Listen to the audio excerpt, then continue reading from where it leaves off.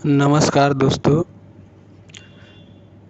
कुछ बातें ऐसी होती हैं कि जो आप बार बार सोच रहे होते हैं, तो उसी क्रम में मेरा मन किया कि आप लोगों से कुछ ऐसे ही बातें किया जाए। तो मैं ये सोच रहा था कि आजकल के भाग दौड़ के जीवन में क्या हम 2 मिनट के लिए सोच सकते हैं कि जब भगवान श्री कृष्ण खुद इस धरती पे थे, तब क्या परेशानियां नहीं थीं? तब भी तो अच्छे बुरे लोग उस युग में भी रहा करते थे। उदाहरण के तौर पे कई ऐसे कैरेक्टर हैं, जैसे राधा जी हो गए, मीरा जी हो गई, कंस था, अर्जुन थे, पूरी पांडव सेना थी और कह लीजिए कौरव सेना थी। तो वो लोग भी अपने अपने परेशानियों को, कोई राज्य के लिए परेशान है, कोई स्त्री के लिए परेशान है। और उस समय भी चीर हरण जैसी बातें हुई थी द्रौपदी के साथ, जिनको श्री कृष्ण भगवान ने बचाया था उस स्थिति से। और जब भगवान श्री राम भी इस धरती पे थे, तब भी ये सब हो रहा था।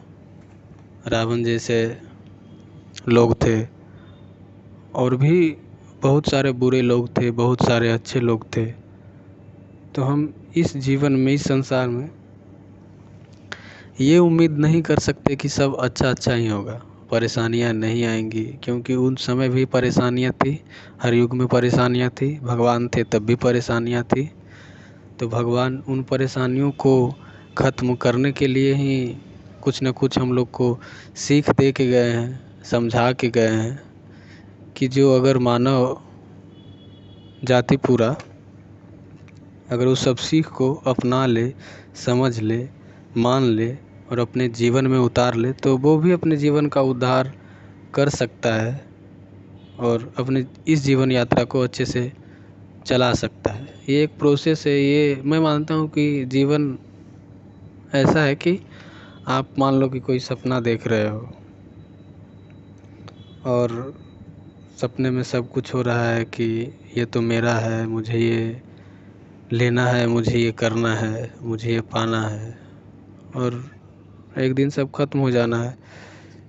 यही सत्य है, अब मानो या ना मानो, ये तो आपके ऊपर है। तो कहने का मतलब यही है कि भगवान श्री कृष्ण के जितने भी अवतार हुए, तो यहाँ पे शांति स्थापित करने के लिए, धर्म स्थापित करने के लिए, बुराई पे अच्छाई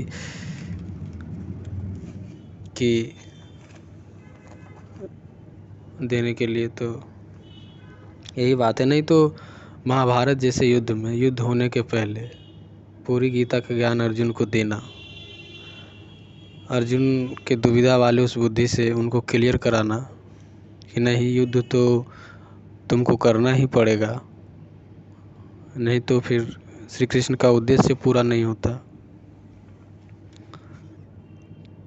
जो आज भी गीता का ज्ञान हम सब के लिए प्रेरणा स्रोत है, और इस ज्ञान के मार्ग पे चलकर हम अपना जीवन का उद्धार कर सकते हैं। कुछ लोग पूर्ण रूप से, कुछ लोग आंशिक रूप से पालन कर भी रहे हैं अपने अपने हिसाब से,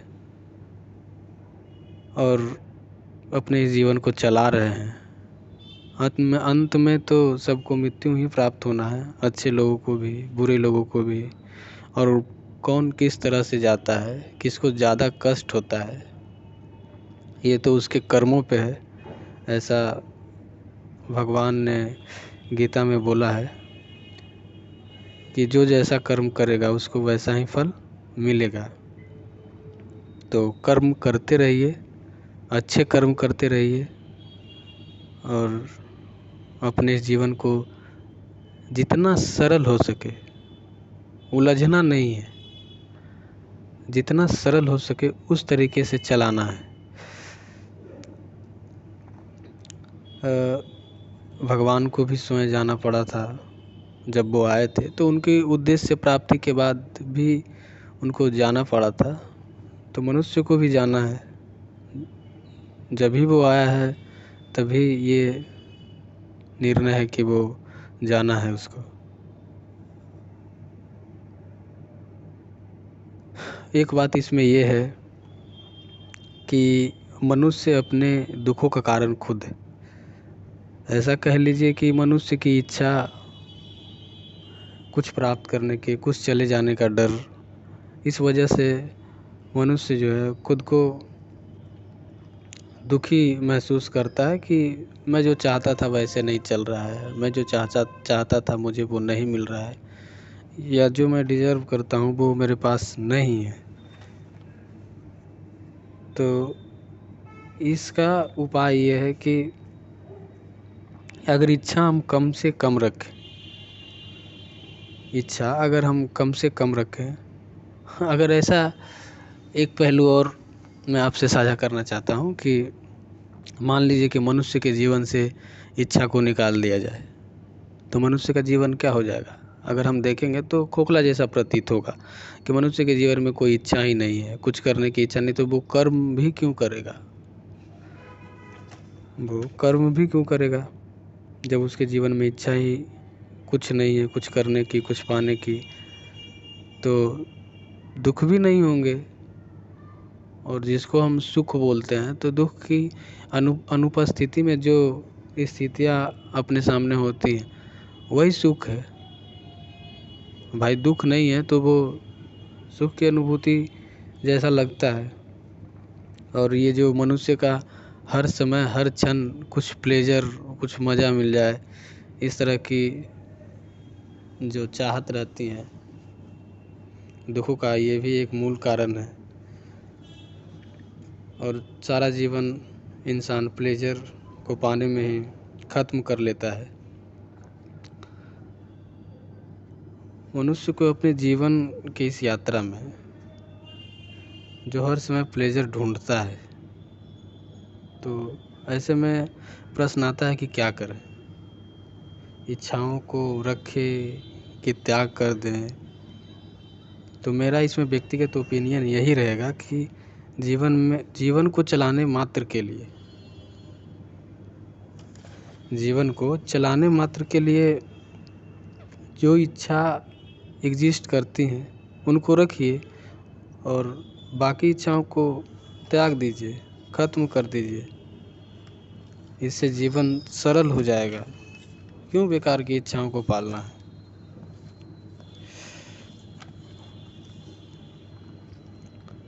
क्योंकि ज़्यादा इच्छा मन में रखने से अपने आप को दुखी और परेशानियों से भर देंगे और इस जीवन यात्रा को ठीक से नहीं चला पाएंगे। इसीलिए तो आज कई सारे ऐसे लोग हैं जिनको अपनी इच्छा अनुसार जीवन नहीं चलने के लिए, या जीवन में वो जो करना चाहते थे वो नहीं कर पा रहे होते हैं, तो वो क्या करते हैं, जीवन ही त्याग देते हैं। और उसके बाद क्या होता है वो हम किसी को नहीं पता। फिर शास्त्रों और पुराणों के अनुसार हम ये पढ़ते हैं, ये जानते हैं, ये सुनते हैं कि ऐसा ऐसा होगा, जाने के बाद ऐसा ऐसा नहीं होगा। तो यही सब बातें मैं आप लोगों से करना चाहता था। ये सब बातें सुनाने के लिए मैं आसपास के कई लोगों को ऐसे ढूंढते रहता हूँ कि डिस्कस किया जाए, लेकिन आजकल के जीवन शैली में ऐसी भाग दौड़ है कि किसी को इन सब चीज़ों से मतलब नहीं है। और जो नाम मात्र लोग हैं इस क्षेत्र से, मेरा रिसोर्स नहीं है कि मैं उन तक पहुंच पाऊँ, उनसे ये सब बातें कर पाऊँ, क्योंकि मैं भी इस स्थिति में भी हूँ कि अपना जीवन ठीक से चलाने के योग्य नहीं हूँ। तो ये सब बातें मन में आती रहती हैं और श्री कृष्ण से प्यार बढ़ता रहता है कि उनके बारे में और जानने की इच्छा होती है, और जानने की इच्छा होती है, और जानने की इच्छा होती है। तो इसी क्रम में कभी कभी मैं आप लोगों से बातें कर लिया करता हूँ। बाकी ये सारी बातें आपको कैसी लगी, आप कमेंट करके ज़रूर बताइए। जय श्री कृष्ण।